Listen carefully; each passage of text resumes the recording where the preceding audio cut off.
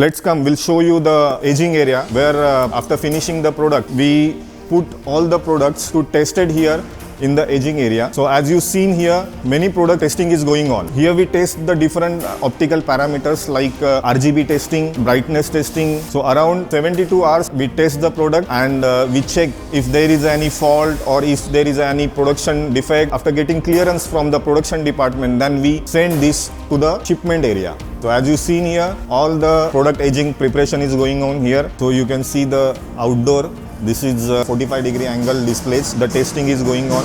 So we tested the product for 72 hours. So you can see that here we found some defect in this module.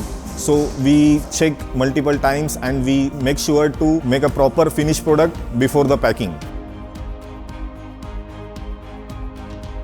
Let's come, that will show you the environmental conditions, the aging area. According to the environment, we do the aging as well. Let's see that how it's work. Here we set the different kind of temperature, humidity, and we test the product. This is completely automated aging area where we put all the products and we do testing according to the weather conditions like the high temperature, high humidity. So the entire aging area, that what you are seeing here, that what we tested, the temperature, the humidity, according to the country, various different temperature is there. So we do the testing according that.